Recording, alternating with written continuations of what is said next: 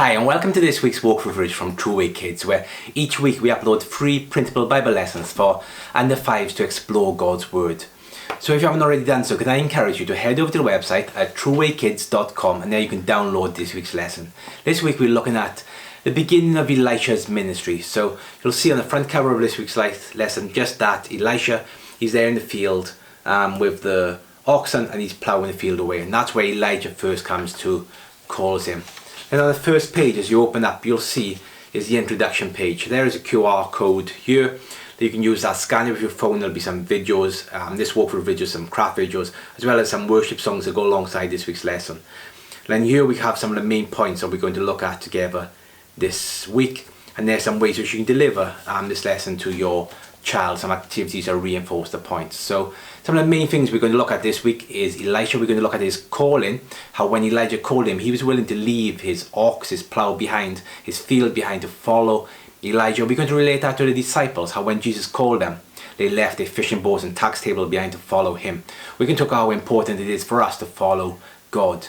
Then we're going to reflect on the account of the woman, the widow, whose 2 sons were going to be sold into slavery, and how God made a miracle through Elisha with the oil that just kept on pouring until all the containers were going to fill. We're going to see how she had a debt that she couldn't pay, but God made a way possible for that debt to be paid. We're going to see how Jesus paid the debt that we couldn't pay, so we can enjoy a relationship with God. Then we're also going to see how through that account that God made a miracle in providing resources that a lady need. Following on from there, we're going to see about a Shunammite woman who made a house or a room on the roof for Elisha to stay when he was passing by. We're going to see about when we see practical needs in front of us, how we respond to them, how we can meet them.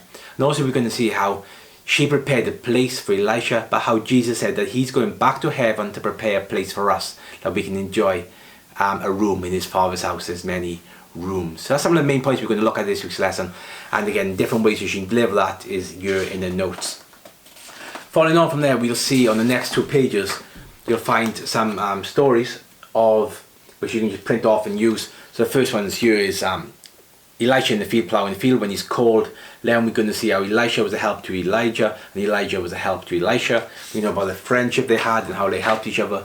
Here we see the widow with Elisha praying, and she's filling up all the pots which are full. And right by here then you see Elisha in a room that was built for him with the objects that was placed inside. So you can print these off, use them as bedtime to review what you've learned in the story, use them in addition to the Bible passage you're going to read with your child, cut them out and resort them to see the order of chain of events. Now it'll help you out. Well, then games and activities. There's 3 games and activities to help you reinforce some of these. The first one is called Plough the Field. So it's a very simple one. You need some masking tape, or you could use the objects even, but masking tape works best. Mark out on the floor just a route around.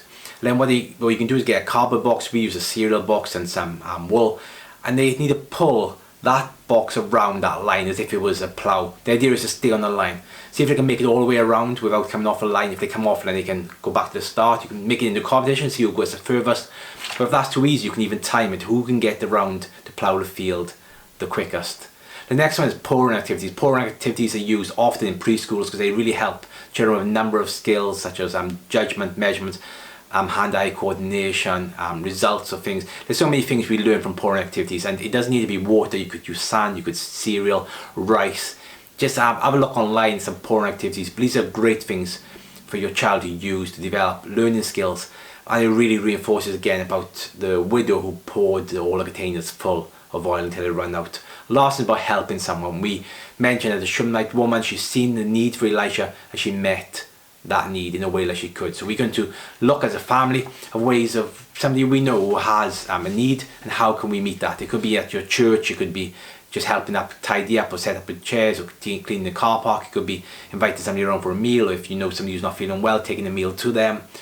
What's a practical way that we can help someone? So I'll bring us into the worksheets of this week's lesson. The first worksheet we find here is Elisha is in the room, and just below is some objects which were placed in the room. There's a text there from 2 Kings 4 verse 10. So what you need to do is cut out each of these objects and just glue them into the room, just to remember really what the room was like for Elisha. Next one's talking about double. So just before Elijah went to heaven, Elisha said, can you pray for me to have a double blessing as you've had? So we're going to learn about double. What is double? Where's 2 times in it? So some simple maths skills for your kids. You maybe see. So 1 is the early idea is to put 1 dot on the other side of a ladybird, 2 dots here, 2 dots on this side. And at the end, if you've got time, you can colour in, and you can also just count up all the spots as well and write the number by the side to help some counting skills. The next one is about ploughing the field. So you see there's Elisha with his ox, and there's just a simple route where they need to just follow a line with the pencil and try and stay in it as they plough the field. Then I think the last worksheet for this week's lesson is here is the bedroom, and there's some objects which they find. I know these kind of I Spy worksheets are always popular, you always enjoy them. So that's again, just we can think about the bedroom that Elisha had, and we can use these as a game for that. Well, this week's craft is based on the room that was built for Elisha, and it's nice and easy. Here's the page, you'll see all the instructions on. There'll also be a video on the site. What you need to do first of all is print off this free printable template, and that'll get you started. And right by you have an example of the craft to show you. So you print the template on the card first, colour it in, and the idea is it works like this, and you just lift it up and down.